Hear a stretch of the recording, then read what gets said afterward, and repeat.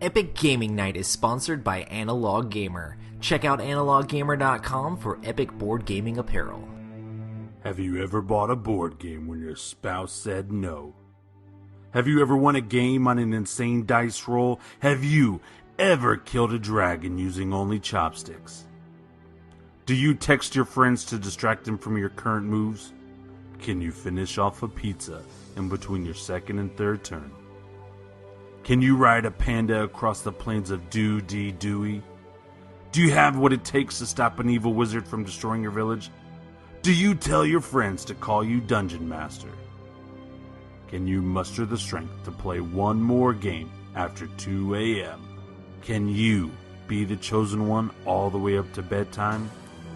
Have you ever dared to say no and pick your best friend's favorite character anyway? Have you ever randomly shouted nonsense because you thought it would be funny, and it wasn't? Well, we haven't done most of those things either, but we are willing to try. Join us as we explore the world of board gaming and all the crazy things that come with it. Welcome to the Epic Gaming Night Podcast. Welcome to the Epic Gaming Night Podcast, a podcast about tabletop games, but mostly board games. I'm your host, Roy Candy, and with me as always is Rob. What's up? I thought for 2 seconds to do John Cena again, but then I didn't. I almost did it. I'm sorry. Now I feel bad. Like I should have done it. We also have a special guest tonight, Isaac Vega. Hello, everyone. Thanks Hello. for having me back, guys. It was I like tough. being here. We didn't. Well, we drew straws, and your name popped up on the straw, which I'm super excited. Well, I'm glad I was at least written on a straw. Honestly, like at least I get. I was the guy that did the straws, and I literally wrote your name on every straw. So like, there was a good chance, Pretty high chance. you were coming back on the show. I always know you got my back. So if there's someone who doesn't know who Isaac Vega is, who is Isaac Vega? Well, Isaac Vega is the designer of such games as Dead of Winter and Ashes, and those are my two most popular titles. I work at Plaid Hat Games, and I am the lead game designer there, and this is my second time on the wonderful podcast with you guys, so thanks for having me back. Awesome. Well, our topic tonight is going to be about several expansions you have coming up for those two games. Yes. But before we get into all of that craziness, we're going to talk a little bit about what we've been playing. Sweet. Rob, do you want to start us off? Yeah, sure. Yeah, go. Sure. I actually finally got the chance to play Time Stories for the first time. So, Yes! I've joined the world. I've come. I haven't played it yet. I've been able to try the game out, and it is very good. I was very surprised. Don't you notoriously hate cooperative games? I do hate cooperative games, but what intrigued me about this was I enjoy I had a chance to play Sherlock Holmes Consulting Detective a while back. Yep. And it was one of the few games that I actually taught myself. Which is ridiculous because I don't do that. I don't read rule books. I don't care to. And I actually played the game with my brother a little bit. He did not enjoy it as much as I did, and I ended up finishing it by myself. Nice. Which was really weird for me. But I really liked it. I thought it was very interesting. I just got through one campaign, but I've always been hankering to do it again. And Time Stories, what it does is it feeds. I feel like it takes that concept and it feeds it to you in small chunks. Mm-hmm. So it's able to be a more because it's able to break it up and give it to players in a smaller experience, so they have to communicate and be able to talk to each other about what they're seeing. And you're never going to get all the information you need in one play, so you have to go back through and try to find that information again and try to do better the next time, which I thought was a very interesting way of presenting that. And obviously, it's working out for them. It's doing stellar. Yeah. And they're going to be releasing more stuff, and I'm very interested to try that out. We haven't finished the first one yet. Unfortunately, gotcha. I got called away with work stuff, so we couldn't do a second game. But but man, I'm very excited to try it out again, and I can't wait to see some of the other stories that they have in mind. It's a very interesting, and I'm very intrigued about just like how many story games we're seeing coming out lately. Like Yeah, that's I know, it's right? really cool. It's really cool how much people are throwing narrative into games now. So I'm excited about that. I'm excited that that's doing well for our industry. Yeah, I love how it feels like a choose your own adventure game. Like I love those choose your own adventure books growing up, and just like it feels like you're playing through the story, and then how it forces you to cooperate because you can't read off the card. You have to retell it as what you see on the card. So people Right. might miss stuff, and like you go through a different time and you might see something that someone else didn't see. And it's like, Right. "God, why didn't you tell us this? This is super important." So it sets up those things, which is pretty fun too. But yeah, Time Stories is like probably my all-time favorite cooperative game right now. So, and I'm super excited that designers like you and other people are seeing games like this. It's like, give us more thematic story games. Do it. Yeah. Yes. It's a lot of fun to create worlds and be able to connect with people by being able to tell a story. And what's so fun with doing board games is that everybody's going to have a different experience when you create a narrative like that. Right. And they're going to go ahead and try to figure out your puzzles and your codes and try to have different ways of attacking the same problem. And when you get to hear those stories back, that's just like amazing. It's such a good experience. So I'm really glad to see more and more games like that come out, but I wish I had more time to play them. Exactly. So many good games, so little time. Yes. Yes. I have yet to play Time Stories, and I feel horrible because everybody that talks about it loves it. And you have a copy. Fun experience. Yeah, it's like it's right there. It's that little white thing right there.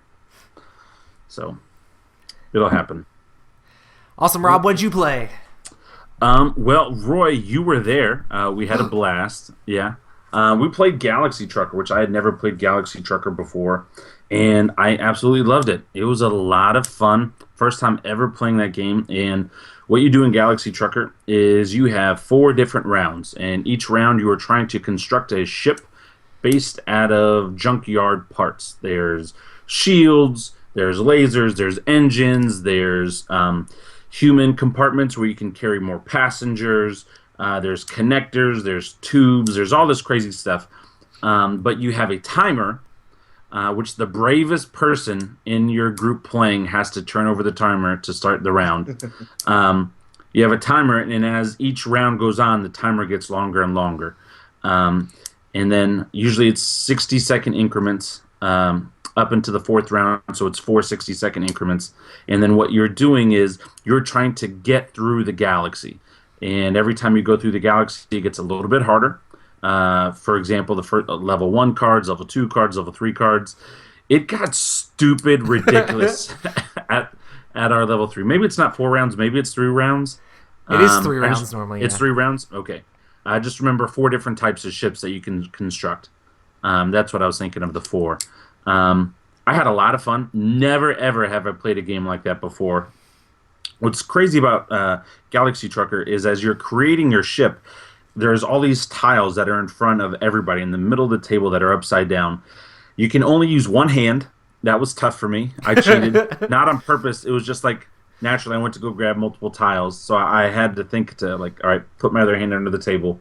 But you grab a tile and you can't reveal what the tile is. You can't flip it over until you have it over your ship.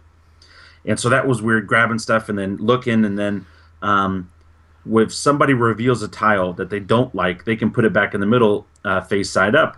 And so a lot of times I would look around to see what other people revealed to see if they found a tile that I wanted.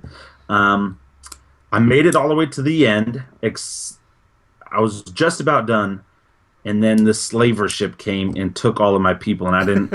He ended up kidnapping my captain, and so nobody to fly the plane or fly the ship. And so I blew up. It was very sad. I was really happy about that ship too. It was pretty decked out. I had a lot of lasers and stuff like that. And we played with an expansion that added this like impenetrable force field thing, and I had that all over my ship, so I felt pretty good. And the one thing that could really hurt me in the game ended up costing me the game, and that was the slavers. So, but had a lot of fun. I would recommend it to people if you like to be creative and do something out of the box that's different. I love pressure and making quick decisions and stuff like that. And so that was something that you have to do in this game because you literally have a short timer to create a ship. Yeah. And so I absolutely loved it. I would definitely play it again. I did get better as the game went on, so I think I'm going to get to a point where I could eventually challenge Roy. Roy right now is undefeated with that game. I set out while we played because I'm just like, I'm going to teach you guys how to play the game. I'll just game master and tell you guys how terrible you're doing. That's basically what I did. Me and Colby used to play that game quite a bit, and Colby is so fantastic at quick decision making games. Like he's just like boom, boom, boom, boom, boom, boom, boom. I am not. I like to. It's like, and it's just like. It really irks with my brain, like, because it's like I just want to build the best ship ever, like the best ship you've ever seen, but I have 60 seconds to do so, and I have only compartments for people. That's all I have, and no defense, and it's just like, but it's a lot of fun. Like I still really enjoy it. Like it's such a great game. So what you're saying is I need to play Colby. Yes, he would be a great challenge for anyone. That's awesome. I just think it's crazy, like the wide variety of games Vlaada Chvátil has created. Like this compared to like Codenames, compared to all these other games, it's just so ridiculous. Like the difference in the games he makes. He is a talent. He definitely has range.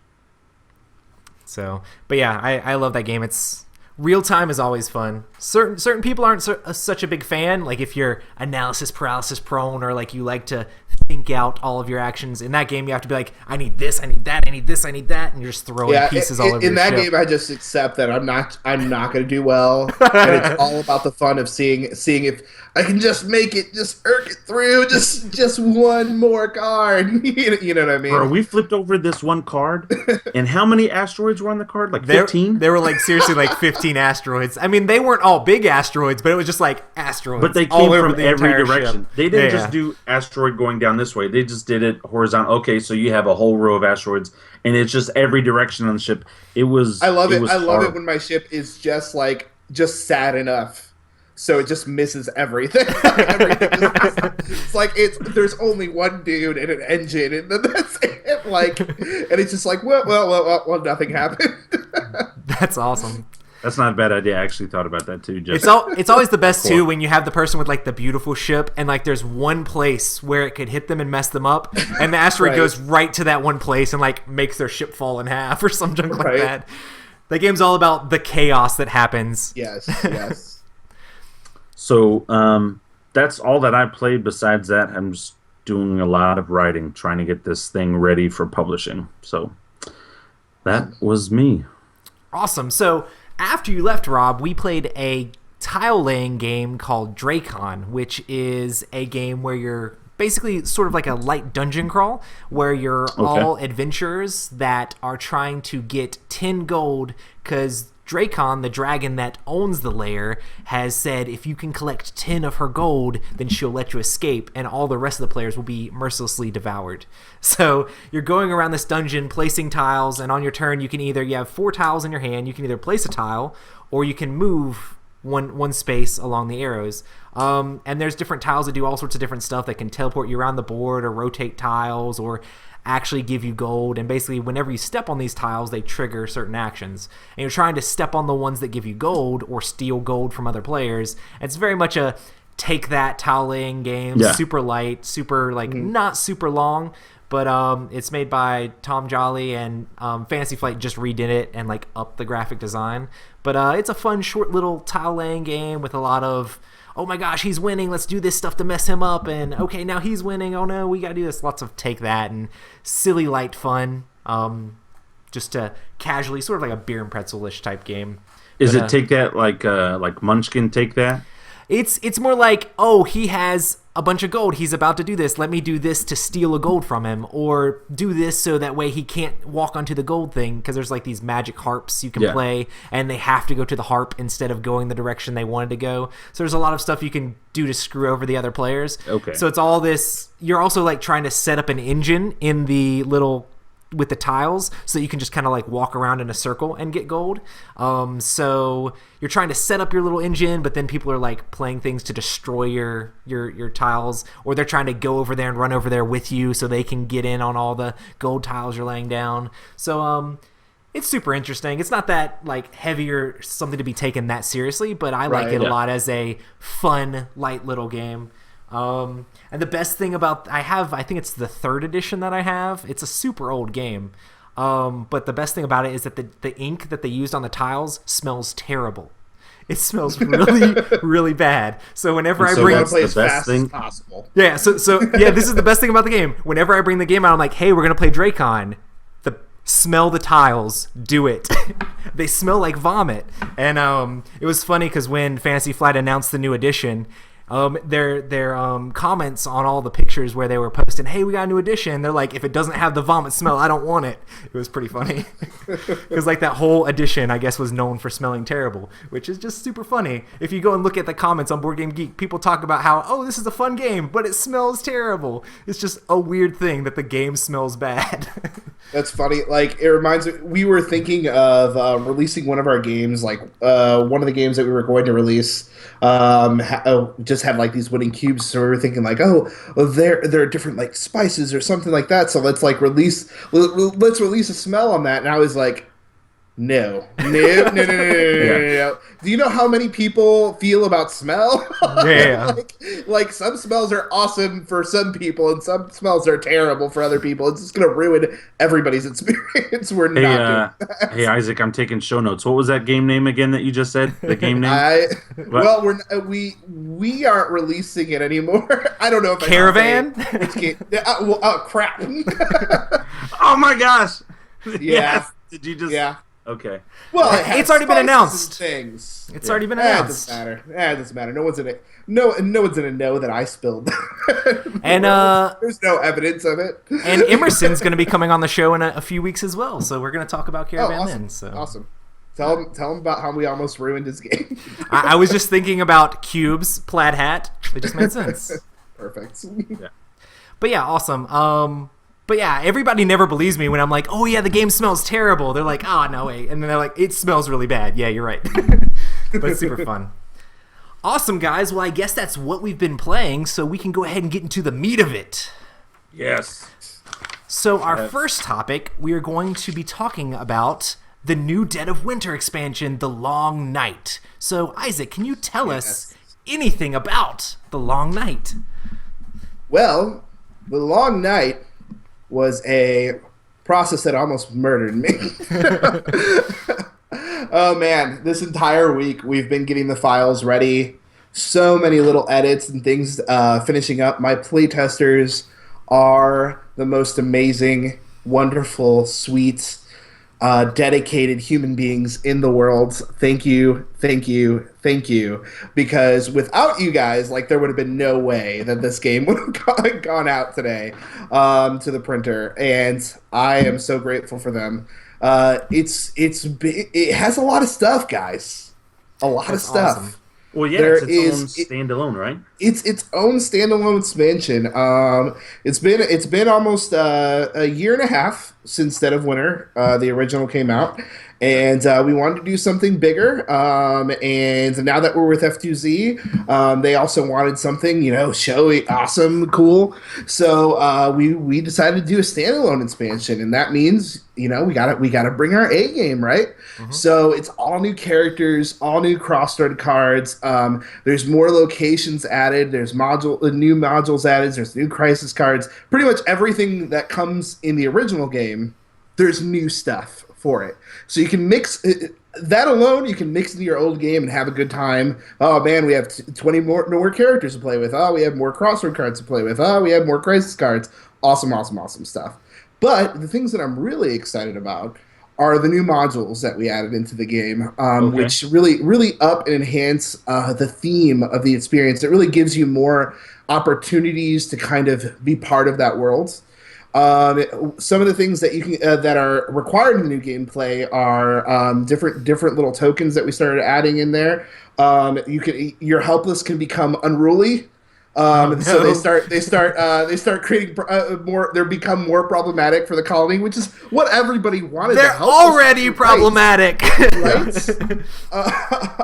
You can build improvements into the colony, so you can go ahead and start building we can build a trench to go ahead and keep out more zombies. We can build a garden or a greenhouse in order to create more food. So you can go ahead and start customizing the colony to work for you how you want. Now that's cool. There's two new modules in the game that come with their own stories in the rule book. The Raxon has a location now.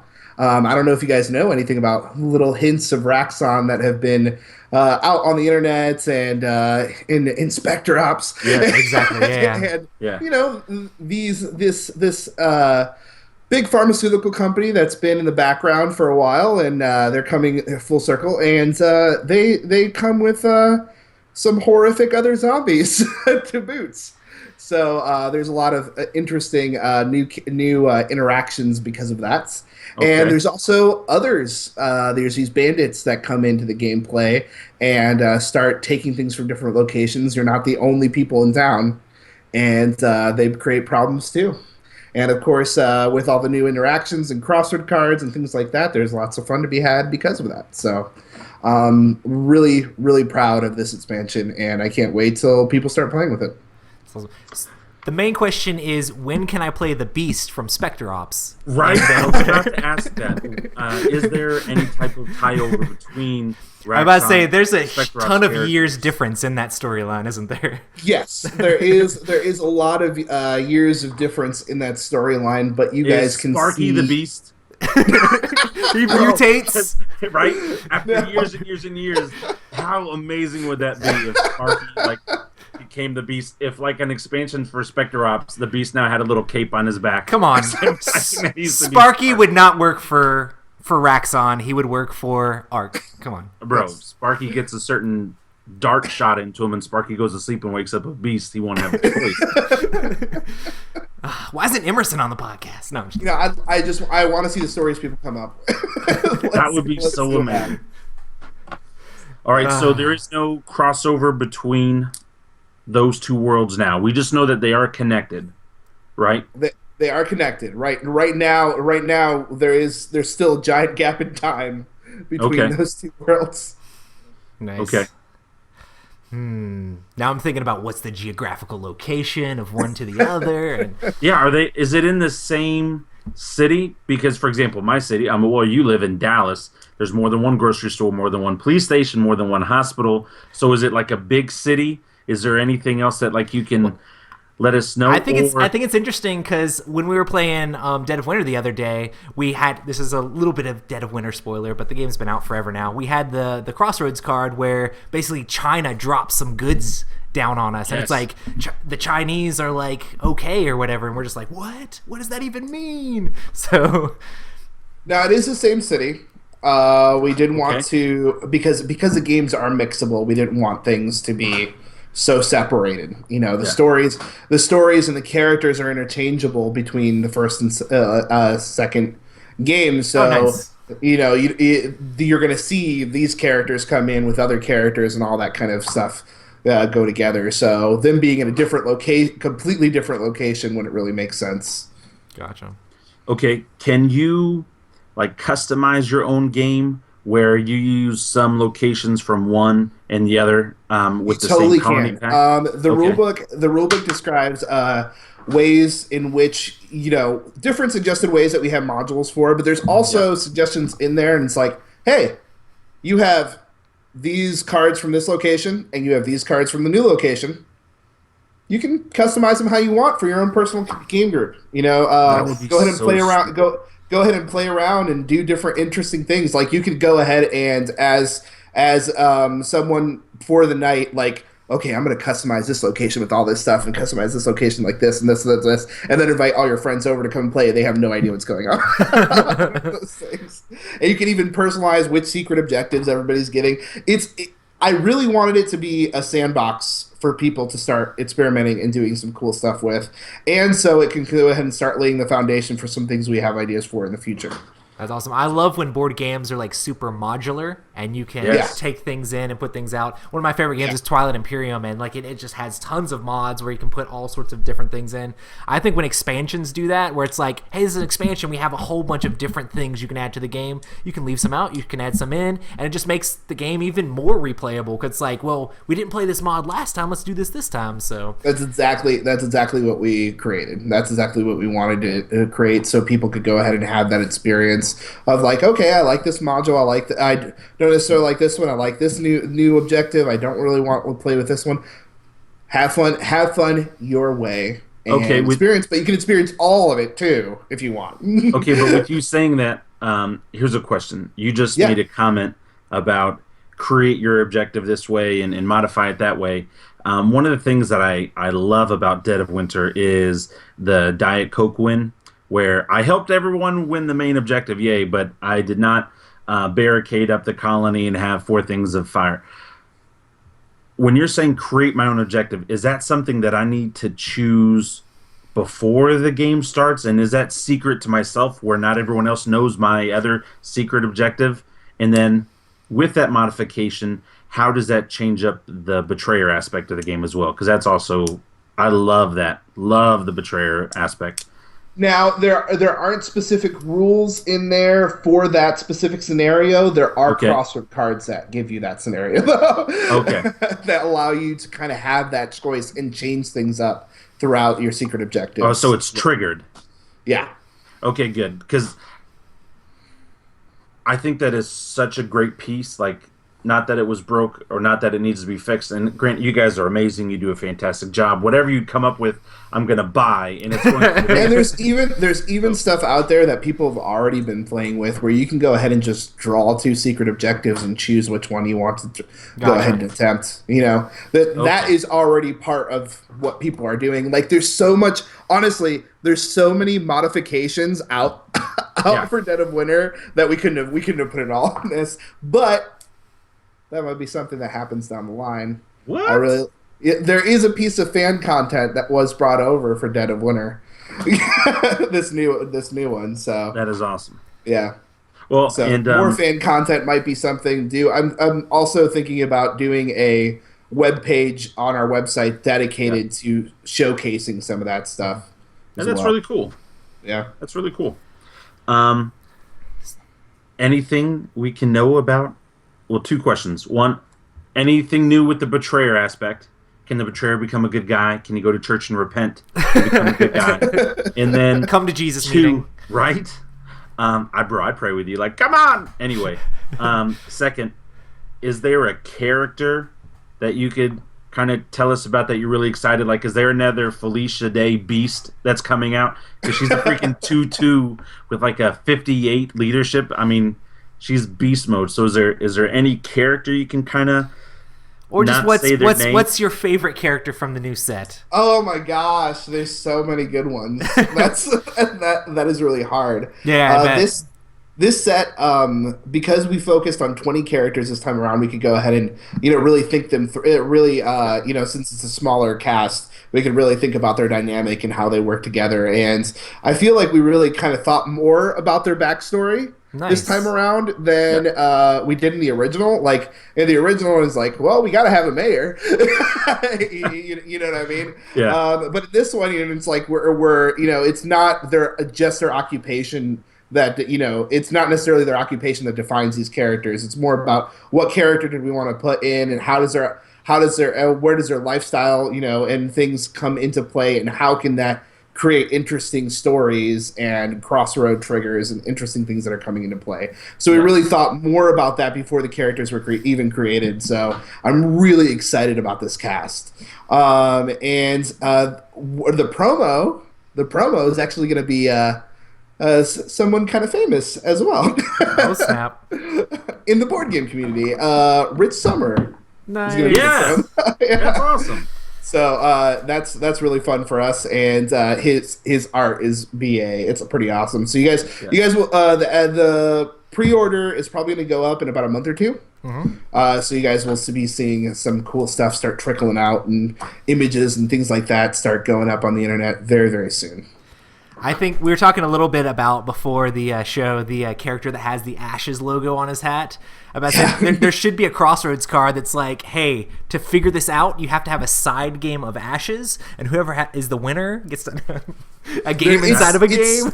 It's so sad that you guys can't see the art at the size that I get to see it at. Oh, nice. Because there's so many little things that Fernanda does in the game that there's just like no one's ever going to be able to catch this at a card size. Like, I don't know if you ever saw my tweet a long while back when I released Roberta Plum. And it's like, she's coming out, and she has this tattoo that says Forest. And I just released like that picture of the tattoo because no one's ever going to see, like, it's just so small. No one can see the tattoo that says Forest right there. Yeah. But Fernanda has so many little hints and things like that. You guys got to look at the backgrounds and look at the stuff that's going on. There's one character that has an Ashes die as a charm. One of those things. And she just like adds that stuff in, and it's just amazing. She's awesome. But which die is it? What dice do they play? We have to know. It has to be a natural die. Because natural's OP. Natural is OP, bro. You'll have to wait to find out. You'll have to wait to find out. Hey, there you go. That's building up the hype right there. There you go. How does the story for The Long Night continue the story of Dead of Winter? Well, I didn't want it to be something that everything happens in a specific line. Gotcha. This is kind of as if these characters existed during the same timeline. Cool. Okay. But so things are obviously able for everybody to still play in the sandbox and everything makes sense. There's not specific things that happen in a certain order in Dead of Winter. There were there were lots of questions to that in the original. Like, people were just like, okay, when does this happen? How many years? And blah blah blah blah. And it's like, well, that's up to you guys. You know what I mean? So how do you want to tell that? We don't want to control the story too much, because then that leaves the creativity out of what's going on. Like, one of my favorite moments was actually when Rodney Smith started doing his campaign, and he had him and his family go around and talk about how their characters came to the colony, and that was something we never instructed anybody to do. That's awesome. Like, we never instructed him to do that. We never talked to him, but it was such an amazing idea. It's such an amazing thing. So I love the things that come out of that. So we don't want to constrain everybody. Oh, you have to play like this. And for a lot of people, this might be their first time experiencing Dead of Winter, because it can completely play alone. So we also have to think about it from that aspect too. How can we make it so, hey, you don't have to feel like, oh, I had to have the other game in order to play this one, you know? I think you're being modest. I think there's not a lot of people that haven't played Dead of Winter. I think there's a few people left. I mean, those people are wrong. Right? I mean, if you make a cameo on South Park, you've made it in the board gaming industry. And so, if South Park has played Dead of Winter, you guys are doing fantastic. So the few people that are left that haven't played Dead of Winter or watched Star Wars, giving you like one more week, and then we're talking about everything. Well, thank you guys. I appreciate it. Oh, man, it's phenomenal. So, app integration with the new game. I use the app a lot for my copy of Dead of Winter. I actually just got mine like last Christmas, so the app was already out by the time I got my own copy. I've been playing Rob's copy before that. So I haven't even opened my Crossroads pack. I just use the app. Yes. So is the app going to be up and running for the new Long Night, or will it come out in a little while? It's always our intention to have the new Crossroad cards be on the app, so they will be coming. I can't give you a date right now because we literally just finalized all the text. Gotcha. So that's going to be sent over to Emerson, and those things will start moving along, and hopefully we can get it at the same time, or maybe even a little bit before release, to kind of build up a little hype or something like that. The Crossroad cards are definitely going to be going to the app. Gotcha. I just don't exactly know when. Gotcha. And I'm sure it's a lot definitely before the end of the year, probably by release. Gotcha. I'm sure it's a lot of voice work for Eric too. So yes. Speaking of the text on the cards, I really appreciate that you guys did this where at the bottom right-hand corner of the cards, it gives you the notion of maybe a mature content card rather than something that's fair game for everybody. Are So you if you're guys keeping... So if you're Well, playing I with play your a lot. mom, you take these out, and if you're playing Right. with your game group, Well, you I also play a lot of games with people at my church and stuff like that. And it's not like, hey guys, let's play this game, mother. Right. I don't want to Right. do anything like that. And so I appreciate that. And so without even having to make it an issue or anything, I remove those cards from the game. And so nobody had this, idea in the back of their head, ooh, something could happen. Is that going to continue in a Long Night, or is Long Night more a mature game? Either way, I'm still buying. We still have those icons available, and we have a new version of those icons available. We actually have a sealed pack. super extreme. So, because Dead of Winter is a game that chooses to explore The moral choices. moral choices, things Yeah. of a darker nature. Because the theme is obviously appropriate for Right. that, but it might not be for. It is a game, and we do realize it is a game. So it might not be appropriate for everybody. And if they decide to open that pack, that's up to them. And if they decide not to, that's up to them. And they can go ahead and play. It's not like a ton of cards either. It's just like 9 cards in there. But it allowed us to do some things that we kind of said, oh, we absolutely can't do, in the first Dead of Winter. But in this one, it allows us to, kind of go ahead and explore those things like you would on, on a show on HBO or something like that. You know what I mean? But so we'll see how that goes. I'm not sure how everybody's going to react to that. I hope we try to handle it in the most mature way as possible. And we'll see how that goes. And if that's received well, we'll go ahead and we'll probably continue. A majority of the stuff we want for everybody, because we want everybody to enjoy it. And I literally had at Gen Con last year, 2 7-year-olds come up to me and it's like, Dead of Winter is my favorite game. And I'm like, you probably shouldn't be playing Dead of Winter. But that's their family, and that's what they want to do, and that's what they want to play. And that's awesome. And it's so cool that range of people can enjoy the game. And That's awesome. we want everybody to be able to enjoy the game and still, use the game as a way of telling stories that are important to us. Absolutely, and make it tug on your heartstrings sometimes. You're like, oh, bro, when you leave which those way little should kids I at the do? school, bro, every single time. Yeah, It's there's definitely some of that in there. It's not all about just being like, oh, grotesque or obscene or anything like that. It's about exploring things that may be hard for some people to. To explore in a game session with people. Right. But some people, may appreciate that as well. Do you go back and eat those kids? Is that what that... Like, you're short on food. You'll have to wait and find out. If you go back to the school, all of a sudden get 10 cans of food added to your...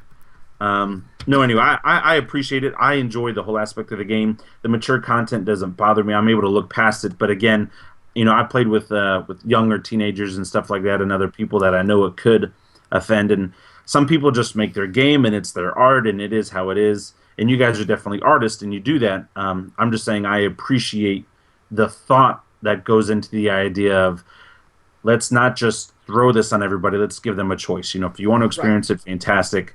But if not, here's something that's maybe a little bit more muted for you. And so it just, as a fan and as a parent and as somebody who's a big advocate for you guys, man, I greatly appreciate it. Thank you. Awesome. I'm glad that people are appreciating it, and I'm glad that it's being received well. We've heard nothing but compliments on that icon, so I'm glad that it's really been doing well. Yeah. Awesome. Well, the next question is a little bit more of a hardball. Any updates on Crossroad games in other themes?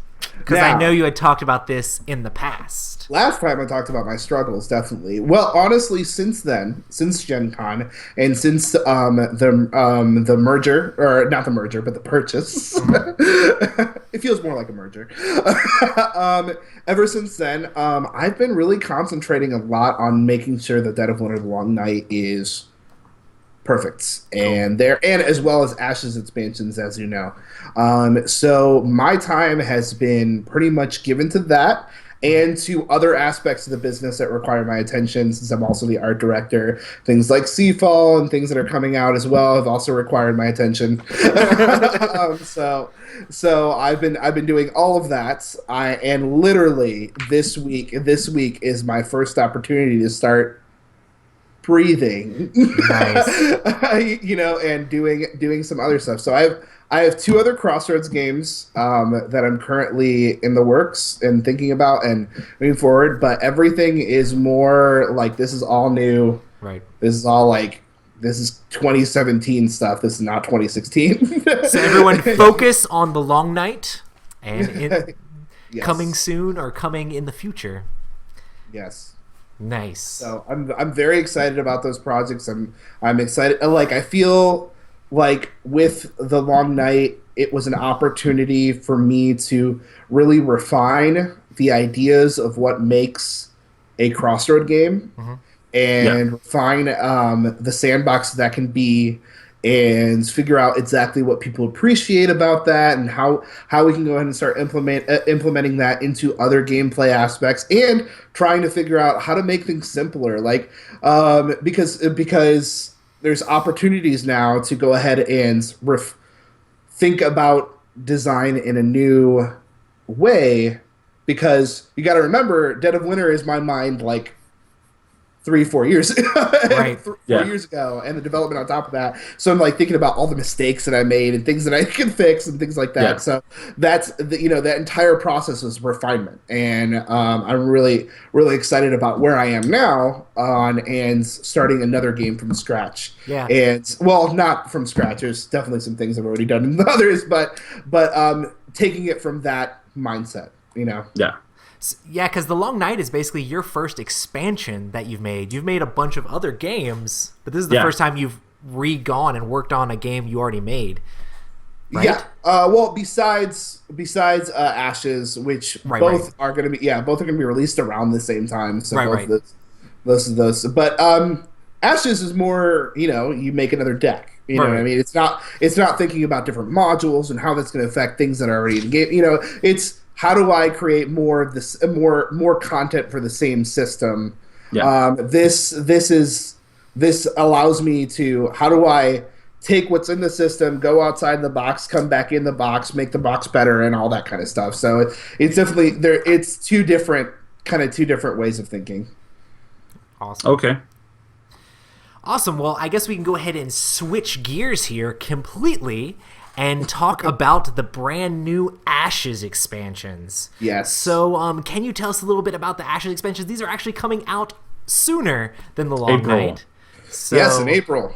In April, we are going to be seeing Rin and Brennan released, and also Lulu. Yes, Lulu Firestorm. Yeah, she's awesome. She is pretty cool. I've been playing a deck with her for a little bit, and I'm just loving it. So these guys are coming out. They are monocolor decks for ceremonial and nature. And they are obviously more content in the game, but they also have their own interesting, unique play styles that can be played right out of the box. And it's exciting. It's really exciting to see not only these characters and the world start expanding and all that kind of stuff, but also seeing people really hungry for these expansions, which means there's a community growing out there. There's a community that wants to be fed, and there's a community that wants to start playing. And hopefully, this means now that and an organized play kit is coming as well. So to help all that. So I'm very, very ecstatic about seeing my baby grow, because you guys, as I spoke on the last podcast, you guys know that Ashes is really close to my heart. It's like middle school me coming out and playing games again, and And I'm really excited about seeing other people enjoy the game as well.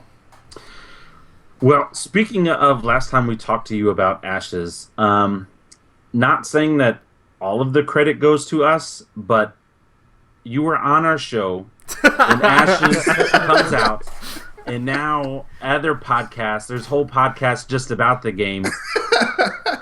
Where are the checks? I think it was crazy because, like, when you were on here before, we talked a lot about the story of Ashes and all the stuff that was going on, and like we really had no clue like what this game was like. And now we've both like played it a whole bunch, and like I absolutely love it. Awesome. It's one of my favorite games ever. I absolutely love Ashes.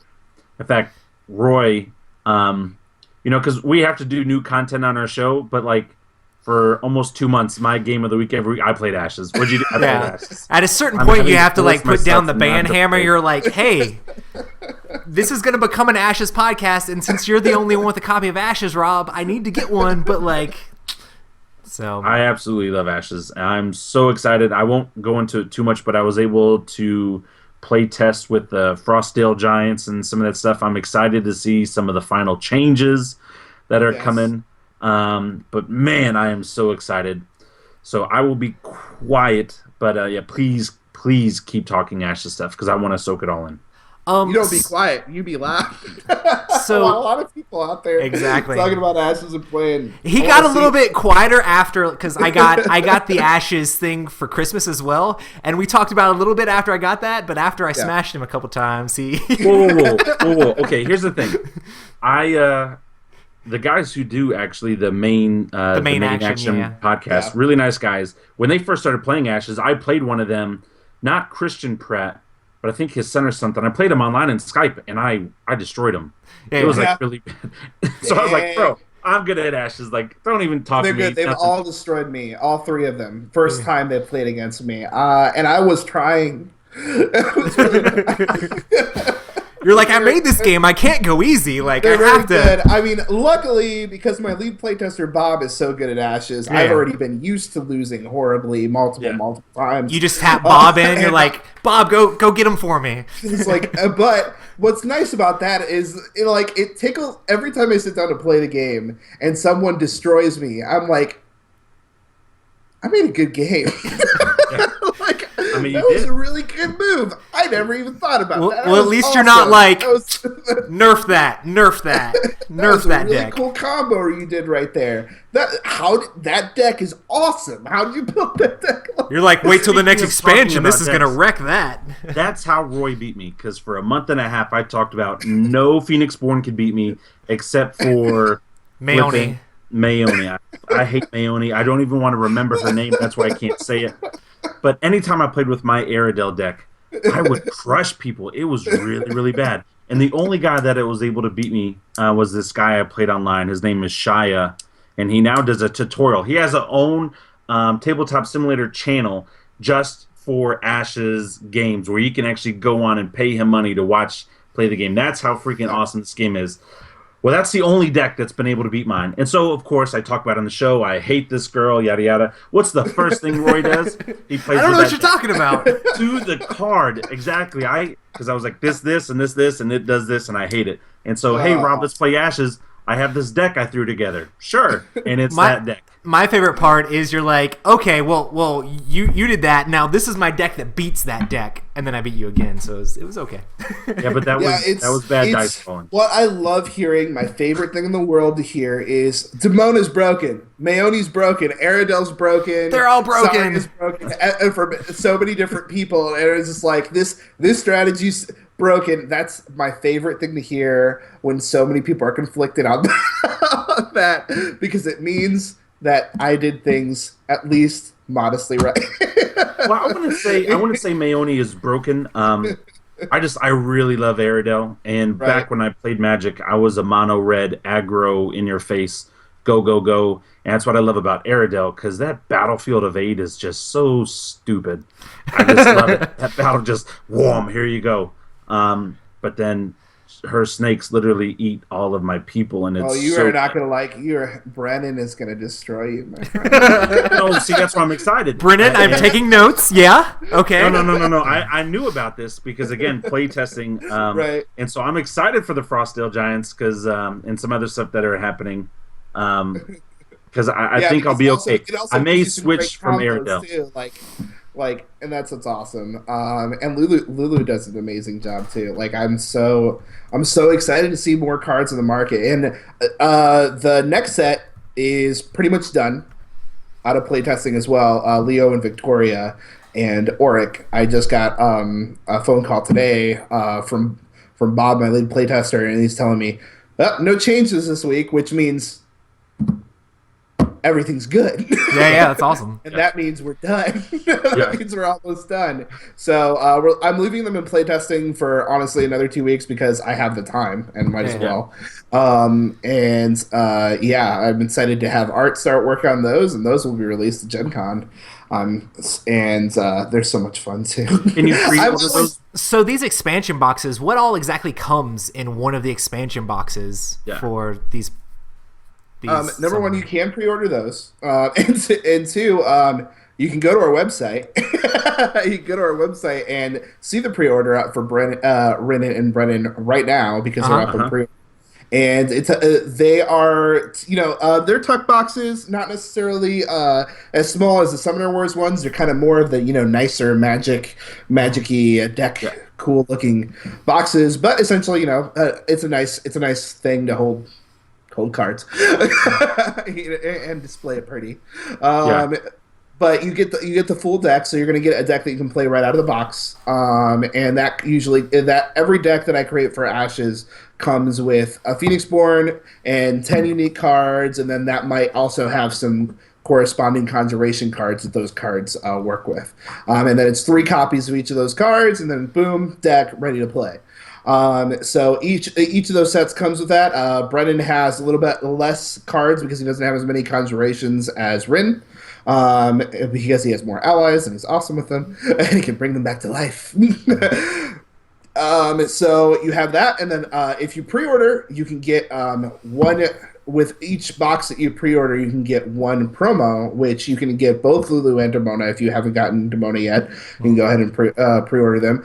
Or you can go ahead and just get Lulu or whatever you want to do. You can also come to the Team Covenant event that we're having in April. If you go to Team Covenant's website, they have all the information there in their events section.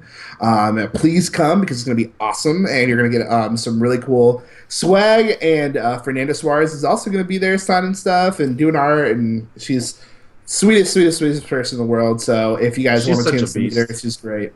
Yeah, she is so fantastic. She is. I feel so bad for her this week because I was like, the Dead Winter cover needs to be done and submitted.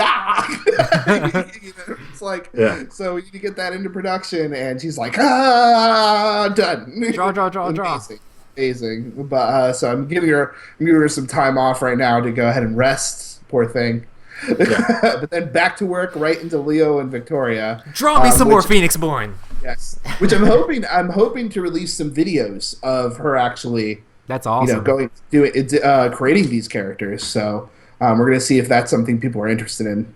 Now she's not on site with you guys, is she? No, she's not on site. She is in Santiago, Chile. I'm pretty sure. That's awesome. Quite off-site. That's crazy. Just a bit off-site. Now, since she proofs the Dead of Winter box, jumping that, is it going to be any different than what we've seen so far in any of the promos? Yes. Incredibly different. Incredibly different. Not that one at all. Is it going to be the same theme, kind of like that shattered? Everyone has their own little sliver. Sure. Well, like on the Dead of Winter, you have everyone has their own like little sliver. I always kind of saw that as like shattered glass, like I'm looking into like a shattered mirror almost, and my reflection is the character that I see. I mean, that's my own mind.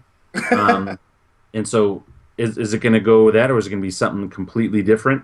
We wanted to step away a little bit from the original cover to let people know that, hey, this isn't Dead of Winter Special Edition or something like that. Right. Okay. That's what that cover was reading apparently. Like the Gotcha. original cover was reading. It was like, ooh, this looks like a Dead of Winter Special Edition. And it's like, no, it's another thing. So we changed it up a bit. So we changed it up a bit to kind of reflect that, and then maybe a black and white cover will come out as a special edition later on because apparently people really like that too. So That's awesome. that's awesome. So you guys will see another cover shortly, I'm sure. Sweet. Sorry, you talk and you say stuff, and I'll keep asking questions just because I'm excited. Go ahead. So, are there any new exciting mechanics coming out with the new Ashes expansion that you want to highlight? As far as there is a new type of conjuration. There's conjuration alterations spells. Gotcha. So now you can go ahead and get alteration spells out of your conjuration pile, which is awesome. really nice for customizing characters right Yes. off without having to have it in your hands. Yeah. Which that's Rin's special ability that he gets to go ahead and get a card out of his conjuration pile and attach And he's it to his Gen Con? character. No. No, he's the next one coming out. Yeah. Sorry. Yeah. Okay. So yeah, that's the only like new kind of new mechanic thing, though it's still kind of it's something everybody can understand from just looking at it, pretty much. Nice.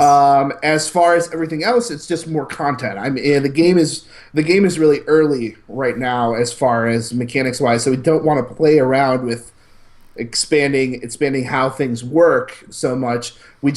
People need more cards. People want more cards. People are thirsting for more cards and more sweet art. So we are probably going to keep doing that for a little while longer. And then once we feel that we've explored as much as we can explore within these systems, then we'll go ahead and start maybe introducing other card types, because there were other card types in the original playtesting of Wands of the Fallen or whatever. that we removed in order to make the game a little bit simpler. So there's tons of stuff that we're going to play around with. Yeah. But I foresee that not happening for quite some time. Gotcha. Yeah. Okay. I know you've talked about on other podcasts about like different dice types and stuff coming into the game. Oh too. yeah, there's definitely different dice types. We'll see those in November. That's awesome. So how quick is the releases going to start rolling out for Ashes now that there's a big community around it? The current plan is every 3 months. So that can change in this industry. Sometimes if a boat sinks or or something happens to the factory or dice explode or something happens, there are things that can happen that delay production. But that is the current plan. And that's what we're aiming for. So hopefully every 3 months you will see at least 2 decks and a promo come out. The release in November that we're planning is going to be a bigger box with more dice as well. So they're going to be two different dice types coming out then. Bigger box, like a second master set, kind of like Summoner Wars in a way. Probably not that big because they're not going to have as many decks. But I don't know. That's more of a marketing kind of question. How big do they want to make the box? Oh, we want it big. Yeah. How big do you want the box to look? Because there's going to be 4 decks in there. Nice. Okay. We'll see. We'll see. I mean, it's 4 decks and 20 dice, so it's still kind of half the size of the master set. So it'll probably be half the size box. Yeah.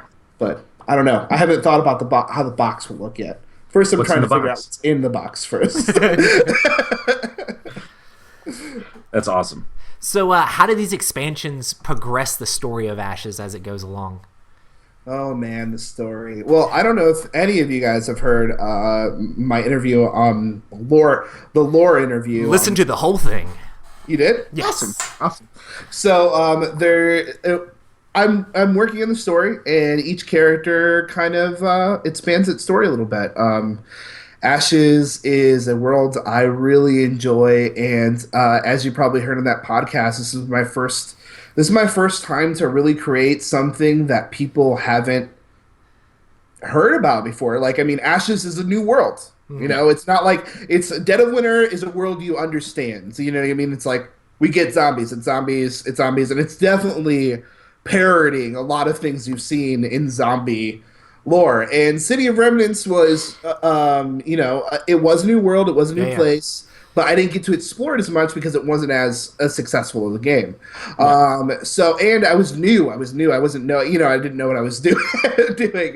But now I know a little bit more of what I'm doing, and as much time as I can take aside to help build that world and expand those characters, I'm taking the opportunity to do so. So I'm going to be doing more of those episodes on the Main Action podcast, talking about the different characters, how they interact with each other, what their personalities are like, what their stories are, and things like that. But a lot of that stuff isn't written down anywhere. A lot of it's in my brain. I know that feeling.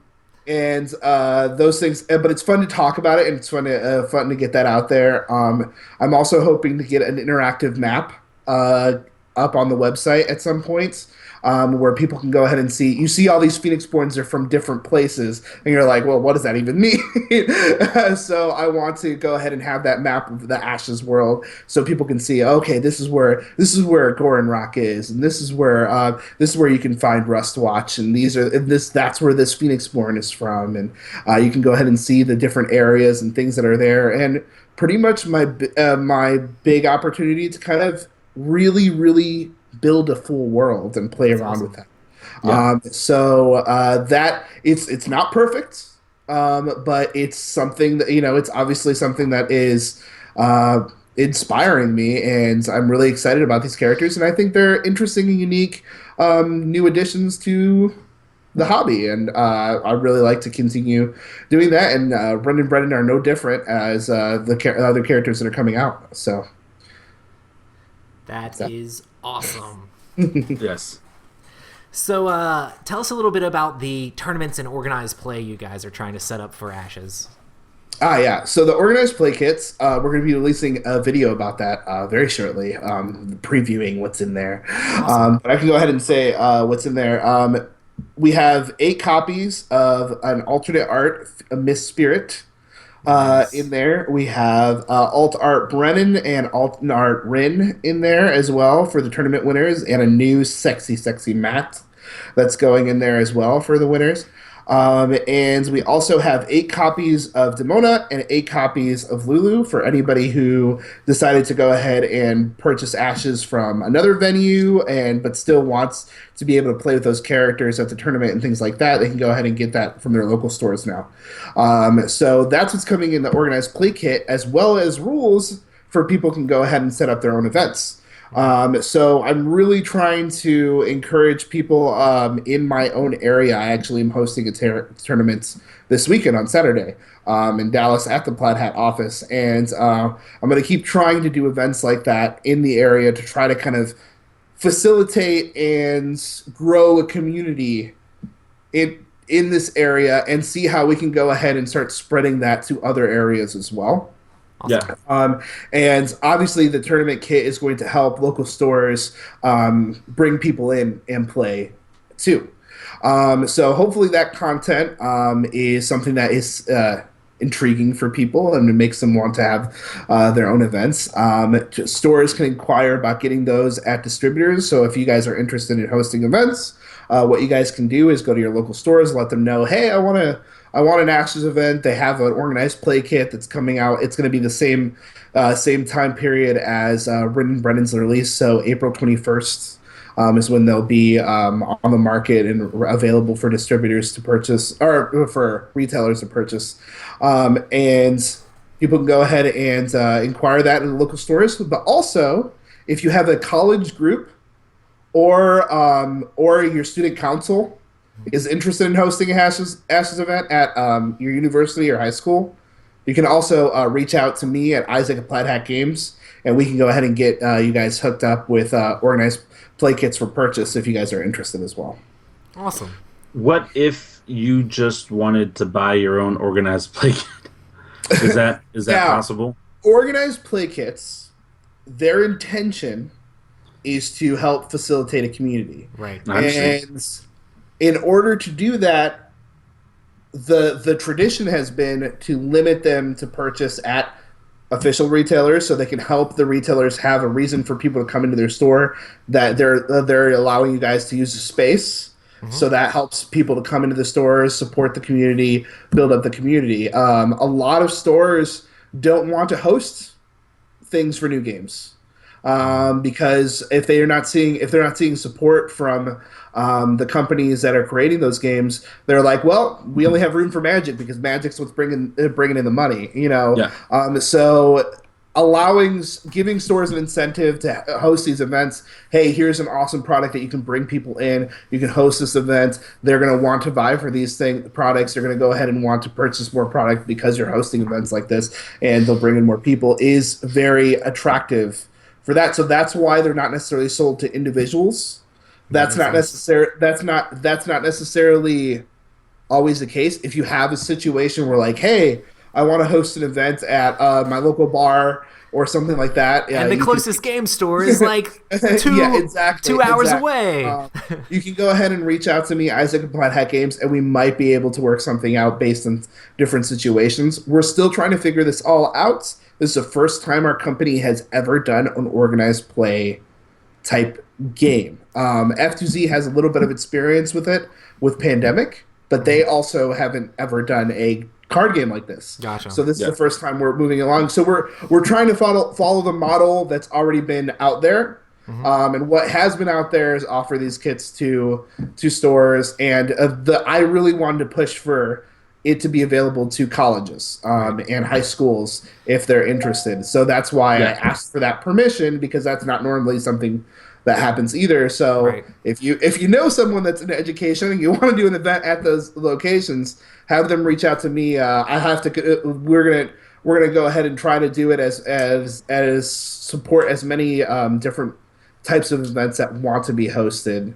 as possible. So that will be an evolving thing. It's not necessarily, oh, this is how it's going to be, and that's how it's always going to be. We're still figuring out this entire organized play thing, but and we want to do we're doing what we can when we can, and we want to do it as fast as possible because we want to support the community that's already out there, that's already thirsting for something like this. And it's all about growing the community. Yeah, and I'm really excited for the reception that we've gotten so far, and I hope that this will get a good reception. And the next organized play kit after this one, we're already working on and hoping for even bigger and more awesome things as well. Awesome. That's awesome. Awesome. So does designing these expandable card games and stuff like that, does it leave much time for other board game design? That's kind of been my problem over the last few months. Obviously, we've had a lot of changes here at Plaid Hat Games. We've gotten purchased. We moved to Texas. We had a lot of personal life events take place as well during those times. We are trying to figure out how the best way of working with all of this newfound success is, because Dead of Winter really changed the game for us, as well as bringing on these other awesome projects that we're releasing throughout the year, like Seafall that's coming out next year, but Gen Con. So hold on, is that confirmed? Wait, I can't say anything. I went to my very first Gen Con 2 years ago because Seafall was supposed to be coming out. That's the only reason I went to Gen Con, bro. Just keep coming to Gen Con. Shut up. Don't even say that. I mean, it still ended up being a great Gen Con. That's actually where I met y'all for the first time, and you signed my Dead of Winter. And that was cute or whatever, but I mean, Seafall, bro. I am in love with Rob Davio. Like, my gaydar is pretty high for Rob. I want that game so bad. I've spent so much money on Risk Legacy, and I've already bought a copy of Pandemic Legacy. So Seafall. You said I will rewind the tape. Gen Con. Okay, I mean... Well, I already bought my ticket. I guess you can hit me or something if it doesn't come out, but it should. We're all working on it to make sure it does. So, but I can't be the. I can't say officially 100% because you know how things are. Sometimes things happen. I just need my someone can go in and delete our file for but it is turning out awesome. It looks really, really good. I've been seeing all the graphic design and stuff recently pop up on Dave's screen. I'm just like, oh, that's awesome. Oh, that looks sexy. It's like that's so cool. So I can't wait to see it, see the final product because it's gonna be a really stellar game. Oh, even if it looked like crap, but it's gonna look awesome too. So Nice. I'm very excited to see it in person. People on our social media were asking, when's Isaac Vega going to design a legacy game? Oh my gosh! Well, I'm working on one, and I've gotten advice from Rob not to. Did he look at it and then tell you not to, or did he tell you not to beforehand? Because that's two different things. No. He said this is what he said: if you're going to design a legacy game, design it from a very simple system. First, because it's been so much easier to develop. It's so much easier to develop a legacy game from a system that already works with his experience with Risk and Pandemic. But from when you're designing one from scratch, man, oh man, the possibilities. Crossroads Legacy, you heard it here and that's first. why Seafall took the time that it took. But man, is it going to work out? Is it going to work out? We did a show a couple of maybe a month ago now, like 3 or 4 episodes ago, and one of the questions we had is if you could create a legacy game, what would you create?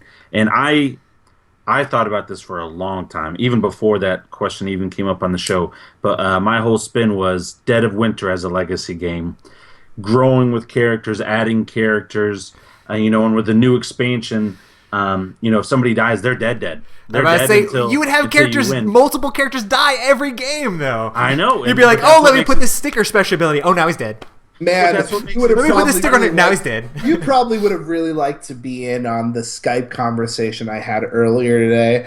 But I would love that.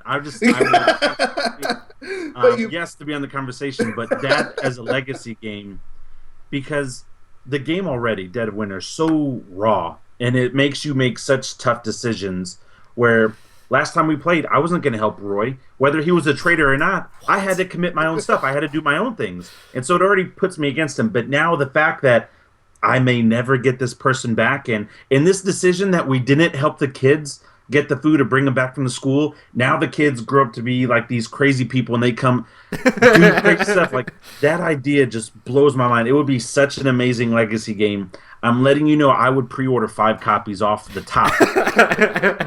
Because I've played 8 copies of Risk Legacy already. I've got a 9th copy. I haven't played it. And I'm probably going to play more Pandemic Legacy. I really like the Legacy system. And the idea of your game, because what I love about you, Isaac, is you do like to create worlds, and that's obvious. It's obvious in your games, especially with Ashes and your characters and the whole Dead of Winter. Like, you guys may have just thrown in the mayor or other stuff like that, but the decisions you make, like the mayor matters because his leadership ability and then the bite ability. So if I get bit, well, the mayor's not going to die first, and so, man, it makes some tough choices. Bro, if you did that as a legacy game, my nipples are so hard right now. That would be the most ridiculous game ever. Like I would go to Gen Con for the years and years in a row just to wait for that game. You would replace Seafall for me, because that's what Seafall I'm hoping will be for me in a way. Just man. Well, sorry. For now, keep dreaming, but hey, dreams are good. Might come true. I just can't confirm or deny anything because as soon as I do, I get in trouble. So yep, that's how it works. That's how it works. But I'll try to always. I'll keep you. Let's just say if something happens, I'll let you. I'll give you guys a call. Yay! Awesome. I did text you earlier. That was me that texted you get on the show, so you have my number. I do. So completely randomly, completely different question. Here, what is your all-time favorite movie? My all-time favorite movie. Oh my gosh. We always throw the hardballs at you. Let me see. I have a list somewhere on here that I created. I created these top 10 lists because a while back I was just like, man, I don't know anything about myself. You're trying to figure out who is Isaac Vega? Right? Like I don't know what do I really like? What is the best? What is the thing I like the best? I can tell you like off the top of my head. I'm not gonna pull it up, but what movies I really like. One of the movies I always go back to, and I don't know why. It's dumb. It's not a great movie. But you know what? It has all the things I like about movies in that movie, and it's The Fifth Element. Like Nice.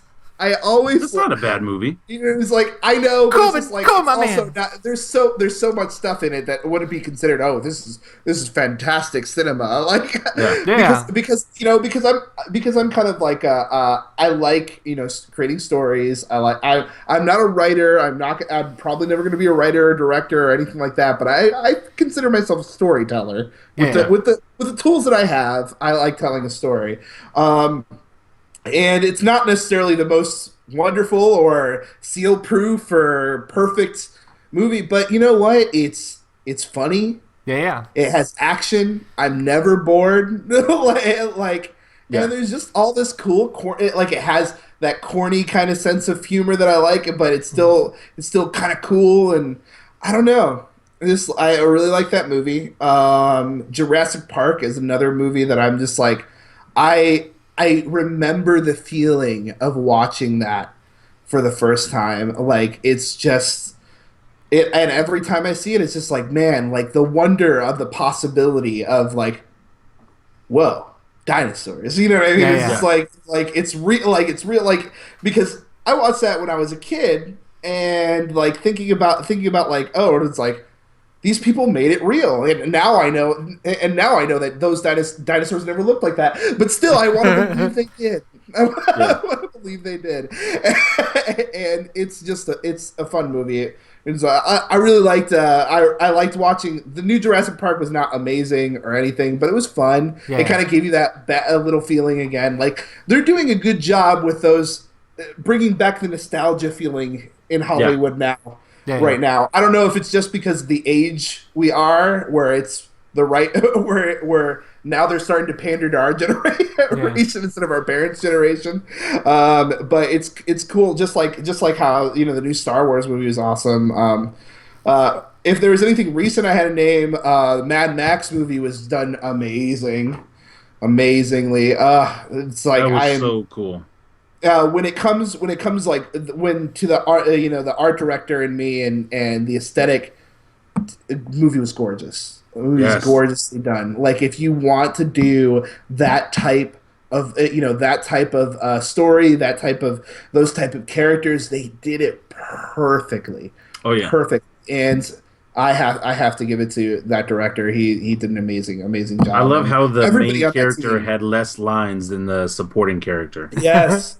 I mean, Yeah. it was just Water. it was really like a forward-thinking movie, and I appreciate it. I appreciate it for that. I appreciate it for the story it was telling. I appreciate it for the way it, the aesthetic of the movie, and it just kept me engaged the entire time.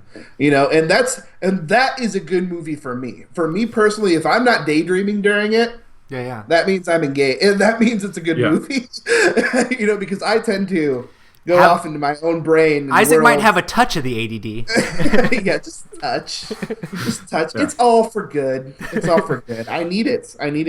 It's what helps me make up those stupid worlds. That's awesome. Awesome. Well, is there anything else that Plaid Hat is working on that you want to talk about or promote?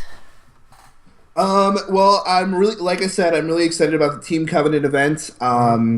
People sign up for that. There's still some tickets available, so definitely. But I don't think there's many. So, if you guys are excited about that, please come out. We're happy to have you. Also, Origin's coming up. Dead of Winter's gonna be there, so that's gonna be awesome. Yeah. And Gen Con as well. As far as like stuff, like new stuff, everything's I'm back to the bottom. again. So I get to start a few games from scratch, and like everything's very green and new and fun. As long as Ashes doesn't take over my life completely, still, because that's all in the background I'm playtesting. Still, so there's some cool stuff that's coming up, but I can't really talk about too much of it. Maybe if you want to get in touch with me in 6 months. In 6 months, I'll probably have like crazy stuff to talk. August 22nd. I will. August 22nd, perfect. We're just gonna have Isaac as a rotating guest. Plaid hat liaison. Yeah, but there's 2 games that I'm working on right now that I'm very excited about, but they might not work. That's the way it goes. That happens. Still games that go on my shelf. So, but I'm hoping that I kind of know more of what I'm doing a little bit. I'm starting to feel like I think you're going to be okay. I'm a designer. I think I'm a game designer now. Someone asked me. I think someone emailed me the other day and asked me that question. It's like, when do you know you're a game designer? And I'm like, I don't know if I'm a game designer. when can you qualify? I guess I can because that's my official title. Like I can put that on my taxes. So right. like I can say that now. But literally, I mean, you can say you're a game designer when you design a game and you show it to your friends, and you can't say you're not. Yeah. I mean, it's like he designed that game. He made me play that. Like, they all cried, but they all cried. Everyone cried, but man, did you make a memory for someone, or a memory they want to forget? Whatever. It's just at least there was emotion. Yes, may have been negative emotion, but at least there was emotion. So I'm excited, and I really think I kind of got a little bit more of an idea of what to do before I sit down and spend a whole bunch of time printing out things and cutting. That's my entire goal in life. Just become better at not having to print and cut so much. That's the worst part of prototyping is like slice, put it in sleeves. Like there's one of the games I'm working on is like I'm trying to reduce the amount of cards as much as possible in my brain. Like I want it to be nothing but toys and dice. It's like, how do I make all that work so it's just toys and dice and I never have to print anything? That's awesome. So I'm excited about that one too. So Isaac Vega, miniature game coming. No, I'm just kidding. Yeah, I need to make a miniature game. I'm so like sad. Like I see all these cool tail feathers miniatures, and I'm like, I want toys. No, time stories, Isaac. Time stories. Focus. I know. Crossword cards, fun story, but toys are fun. Yeah. Toys are fun. Toys are fun to collect too. So we'll combine both of them. Why not? Nice. That's part of the fun. Awesome, man. Well, I guess this has been a podcast. Thanks so much for coming on. We stream these podcasts every Tuesday night normally at 9 p.m. Eastern Standard Time. And you can check that out at twitch.tv/Epic Gaming Night. Make sure to check us out on our Twitter and our Instagram at Epic Gaming Night. Isaac, where can they find you?